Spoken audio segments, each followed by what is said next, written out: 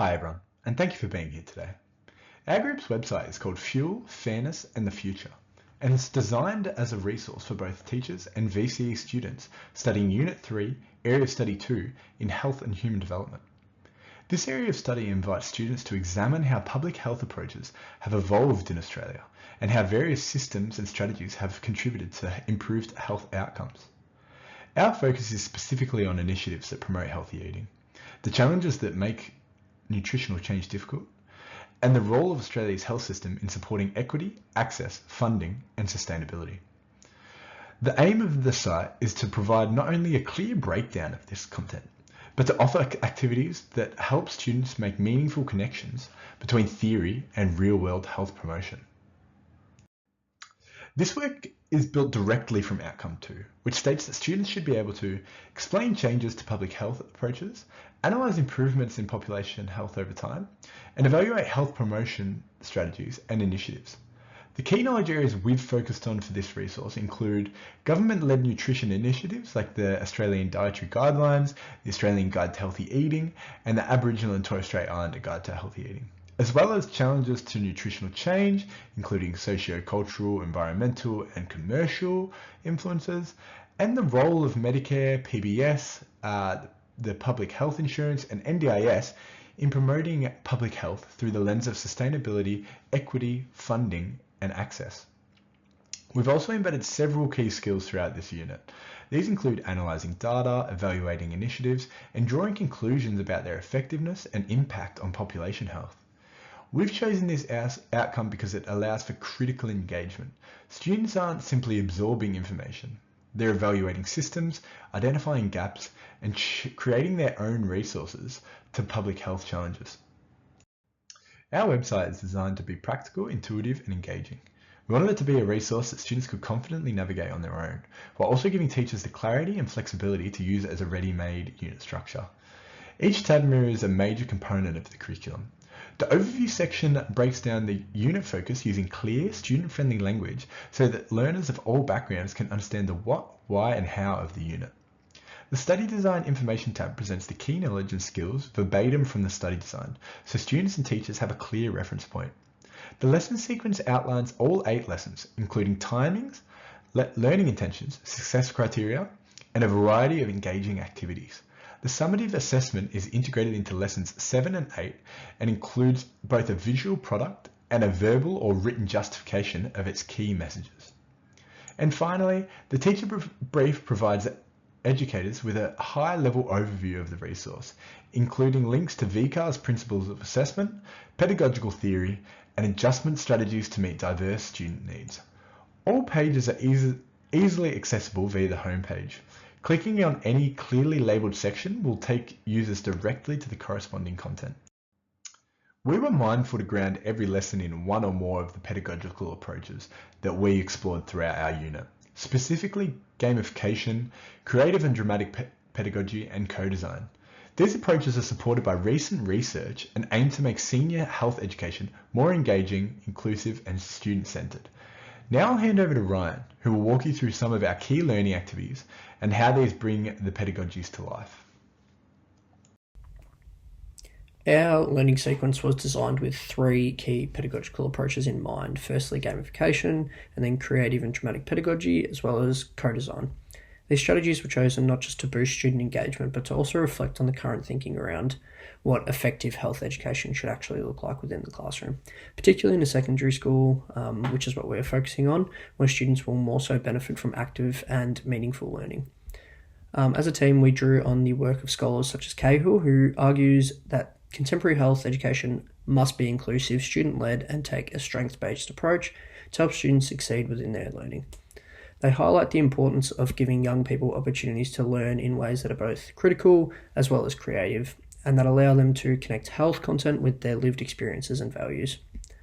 This is something that we kept in mind whilst creating the unit, and it's something that we've taken into account with all the lessons that we have created. In our sequence, these ideas are brought to life in several different ways. So for example, we used gamification in lesson 4 to introduce complex content like Medicare and the NDIS in a fun and more competitive format to help increase the engagement of our students. In Lesson 5, dramatic pedagogy was used through stakeholder role plays, which gave students a chance to explore diverse perspectives and practice empathy. Also, across the entirety of the unit, we've integrated co-design principles by incorporating tasks where students bring their own experiences into class discussions and activities, helping them take ownership of their own learning. Ultimately, this approach supports not just knowledge retention, but also the development of critical health literacy, equipping students to analyse health systems, challenge inequities, and become active participants within not only the classroom, but also their communities.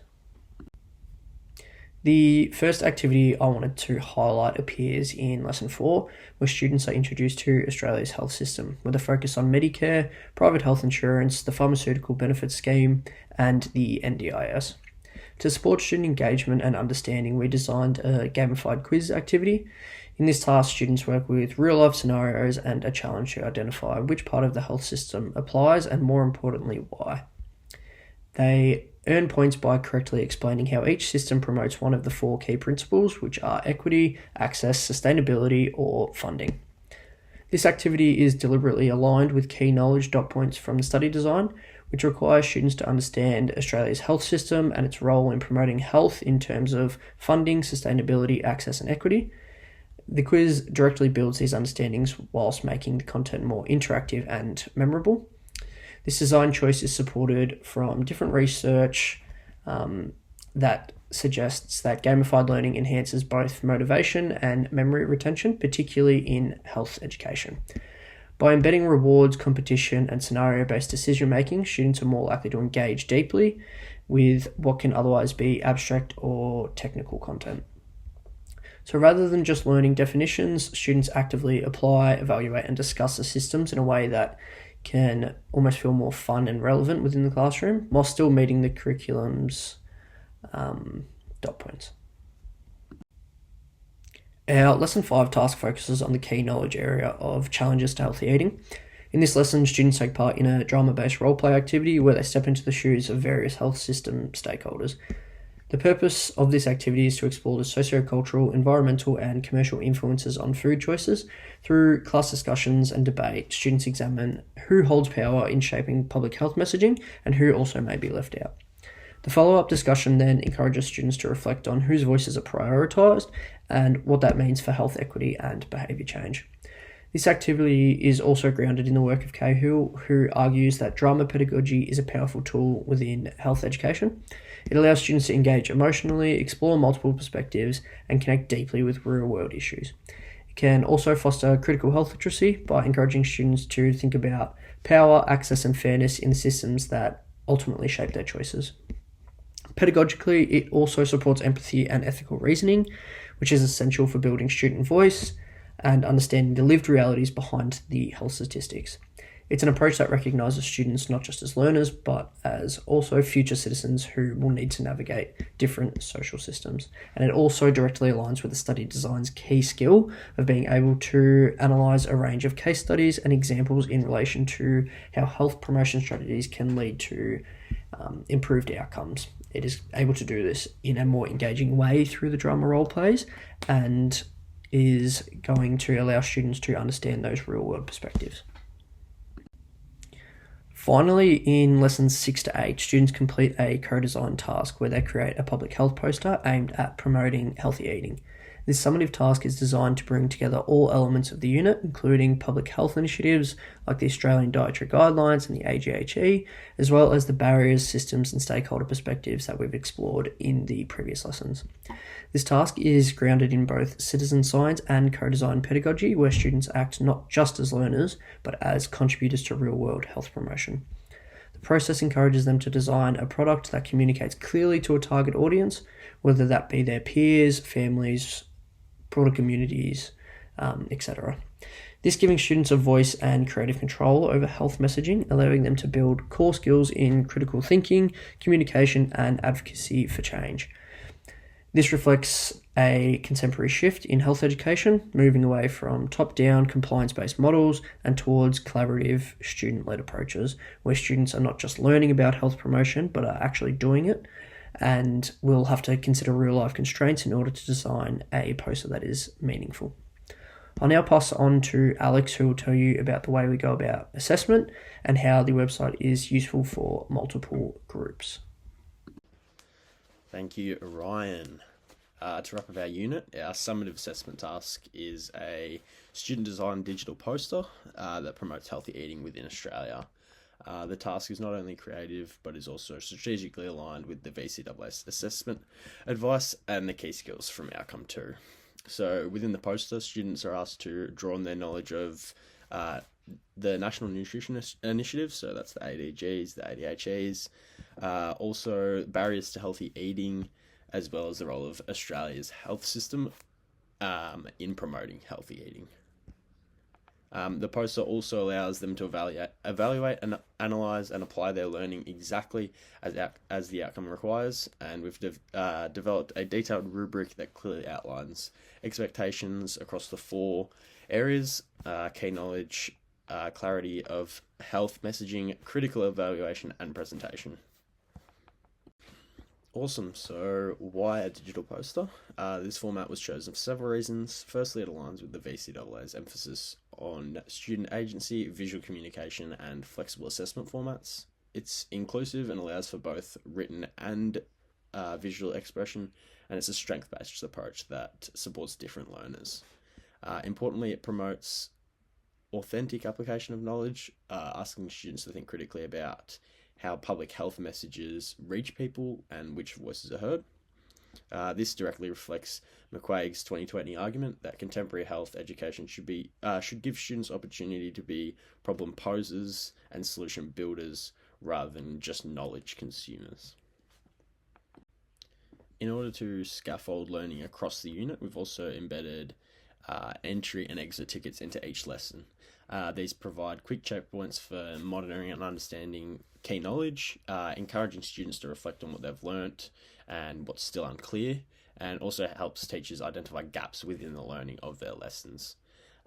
These tools throughout the unit will support ongoing feedback that align with the VCAA's advice on formative assessment as part of a high-impact teaching strategy. For teachers, we've included a detailed teacher brief within the website. This section outlines the structure and purpose of the resource. It also explains how each activity sequence aligns with pages 12 to 15 of the study design, including focus on health literacy, equity, and participatory learning. It justifies our use of the 3 pedagogical approaches: gamification, creative, dynamic pedagogy, and co-design. It provides a clear foundation for any teacher wanting to deliver the unit, whether they use the sequence as is or adapt it to suit their class context. As outlined in the Contemporary Curriculum Maker paper by McDonald and Ovens in 2020, clarity, adaptability, and relevance are critical if a teacher is to meaningfully engage students with the HHD curriculum. Our brief was written with that in mind. Awesome. I see we've gone a little bit over in our time, but in summary, I just want to say that our website brings together a structured, research-informed sequence of lessons, a range of creative and accessible learning objects, and a clear, flexible assessment task that empowers students to think like health promoters. Our goal was to make a resource that was practical, thoughtful, and easy to use, one that both supports teachers and students in achieving the outcomes of Area of Study 2. Thanks for listening, and we're happy to take any questions or feedback on board. Thank you.